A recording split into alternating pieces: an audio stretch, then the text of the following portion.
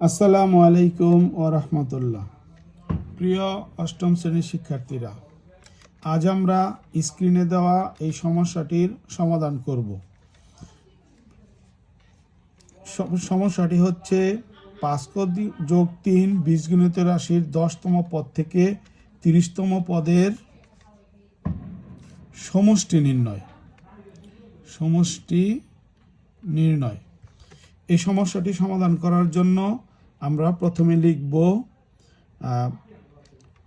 কতম পদ সমান সমান 5ক + 3, তাইলে 10তম পদ 5 × 10 + 3 সমান সমান 53।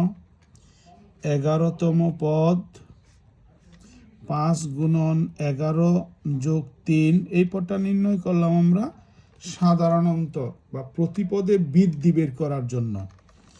অতএব 30তম পদ বের করলাম আমরা শেষ সংখ্যাটা জানার জন্য। 5 × 30 + 3 153। এখন আমরা দেখতে পাচ্ছি প্রথম পদ সমান সমান 53, প্রতি পদে বৃদ্ধি যেটাকে আমরা সাধারণ অন্তর নামে জানি, সেটা হচ্ছে 58 - 53 সমান সমান 5। আর শেষ পদটা হচ্ছে 153 বিয়োগ শুধু 53, শেষ পদটা 153। এখন পদ সংখ্যার সূত্র হচ্ছে পদ সংখ্যা ইকুয়াল টু, সূত্রটা হচ্ছে শেষ পদ বিয়োগ প্রথম পদ ভাগ প্রতিপদে বৃদ্ধি যোগ হচ্ছে 1। তো শেষ পদটা 153, প্রথম পদটা শুধু 53, প্রতিপদে বৃদ্ধি হচ্ছে 5 যোগ হচ্ছে 1। তো নিচে হলো 5, উপরে 100 যোগ 1, তাহলে আমরা পাচ্ছি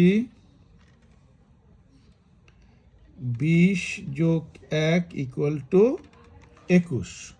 তো আমাদের পদ সংখ্যা হলো 21। এবার আমরা এই অঙ্কের জন্য সমষ্টির এই সূত্রটা ব্যবহার করব। অতএব সমষ্টি ইকুয়াল টু প্রথম পদ যোগ শেষ পদ ভাগ 2 গুণ হচ্ছে পদ সংখ্যা। এক্ষেত্রে প্রথম পদটা হলো 53, শেষ পদ 153 ভাগ 2 ইন্টু পদ সংখ্যা হচ্ছে 21। যোগ করলে 3 × 3 = 6, 5 × 5 = 10, 0 হাতে 1 আর 1 2, নিচে 2 গুণন 21, তাহলে 2 দ্বারা ভাগ করলে 103 গুণন 21। এই গুণটা আমরা করলে 103কে 21 দ্বারা গুণ করলে 103, আর হচ্ছে 3 × 2 = 6, 0 2 × 1 = 2, 3 6 1 2, 2163। তো এইভাবে আমরা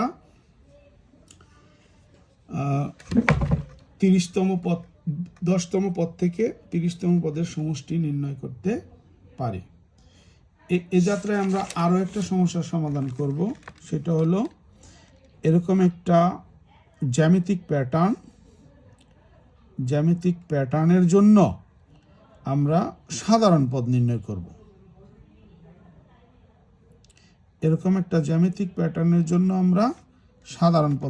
করব। তো সেক্ষেত্রে আমরা প্রথমে লিখব জ্যামিতিক চিত্রগুলোর রেখাংশের সংখ্যার তালিকা করে পাই, তালিকা করে পাই। তালিকাটা হবে প্রথমটার মধ্যে রেখাংশ আছে 1 2 3 4 5 6 7 7, পরেরটার মধ্যে আছে 1 2 3 4 5 6 7 8 9 10 11 12, পরেরটার মধ্যে আছে 17 ডট ডট ডট। তোমরা লিখবো এখানে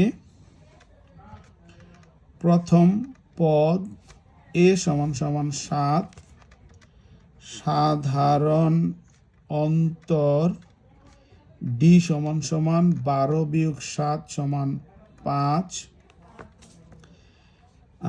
আমরা জানি nতম পদ সমান সমান a plus n minus 1 into D. তো আমরা 7 যোগ n বিয়োগ 1, ডি এর মান হলো 5, 7 যোগ 5n বিয়োগ 5 মানে 5n যোগ 2।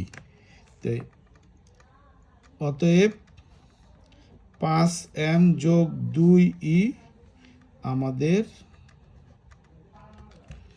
নির্ণেয় বীজগণিতীয় রাশি, বীজগণিতীয় রাশি। তো শিক্ষার্থীরা, তোমরা দুইটা নতুন সমস্যার সমাধান দেখলে, আশা করি ক্লাসটা ভালো করে পর্যবেক্ষণ করলে এই ধরনের আরও সমস্যার সমাধান তোমরা করতে পারবে। সবাইকে পরবর্তী ক্লাস দেখার আমন্ত্রণ জানিয়ে আজকের মতো বিদায়। আল্লাহ হাফেজ।